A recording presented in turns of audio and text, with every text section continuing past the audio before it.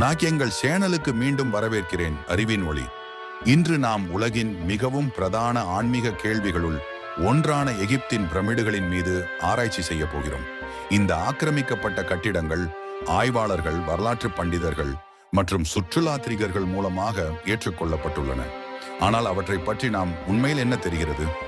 நம்முடன் சேர்ந்து பைரமிடுகளின் மர்மங்களை எடுத்துரைத்து இன்றும் அவை எவ்வாறு எங்களை ஆச்சரியப்படுத்துகின்றன என்பதை பார்ப்போம். கீசாவின் பெரும் பிரமிடு 481 அடி உயரத்தில் அமைந்துள்ளது. இது கீசாவின் 3 பிரமிடுகளிலேயே மிகப்பெரியது மற்றும் உலகில் 3800 ஆண்டுகளுக்கு மேலாக உயர்ந்த மனிதரூப கட்டமைப்பாக இருந்தது. இந்த பிரமிடு பாரோ குஃபுவுக்காக கட்டப்பட்டது.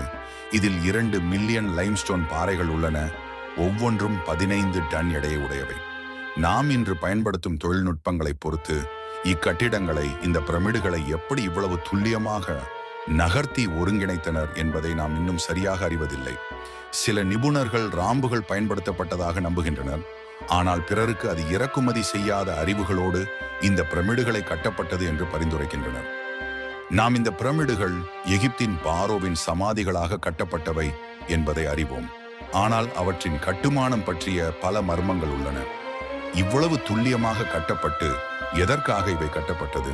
எப்படி அவை நட்சத்திரங்களோடு மற்றும் கார்டினல் திசைகளோடு ஒருங்கிணைக்கப்படுகின்றன?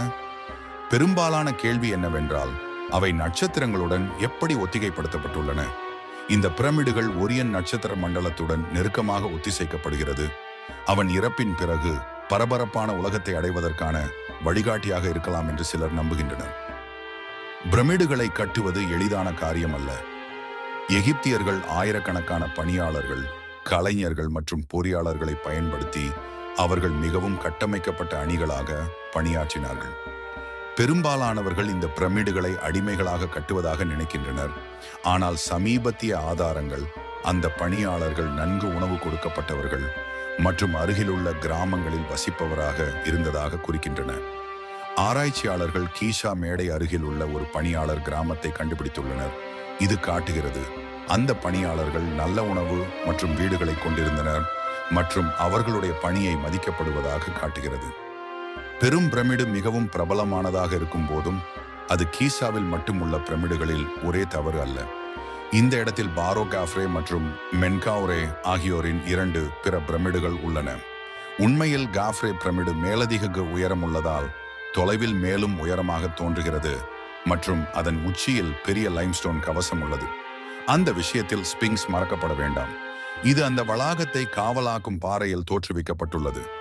இது ஒற்றை லைம்ஸ்டோன் உடைந்து செதுக்கப்பட்டு காஃப்ரே பாரோவின் பிரதிநிதியாக கருதப்படுகிறது.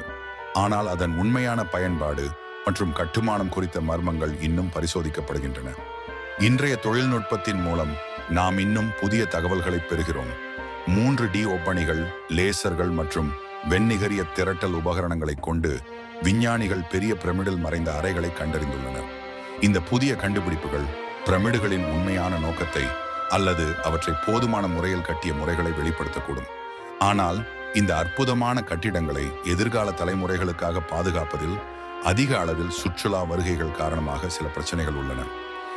எகிப்தின் பிரமிடுகள் எகிப்தின் தொன்மையான சக்தி மற்றும் ஞானத்தின் ஒரு நிலையான குறியீடாக இருந்து வருகின்றன. அவை பற்றிய ஆராய்ச்சிகளும் புதிய கண்டுபிடிப்புகளும் அவை எங்களை பல தலைமுறைகளாக சிதறவிடும் என்பதில் உறுதியளிக்கின்றன. இந்த பயணத்தில் எங்களுடன் சேர்ந்து எகிப்தின் பழமையான காலத்திலே பிரவேசித்ததற்கு நன்றி. இந்த வீடியோ உங்களுக்கு பிடித்திருந்தால் லைக் பட்டனை அழுத்துங்கள். மேலும் உள்ள உள்ளடக்கங்களை பெற சப்ஸ்கிரைப் செய்க மற்றும் கீழே உங்கள் கருத்துக்களை பகிர்ந்து கொள்ளுங்கள். நம்முடன் உங்கள் கருத்துக்களை பகிரவும், நமக்கு கூட உங்கள் ஐடியாஸை கொடுக்கவும்.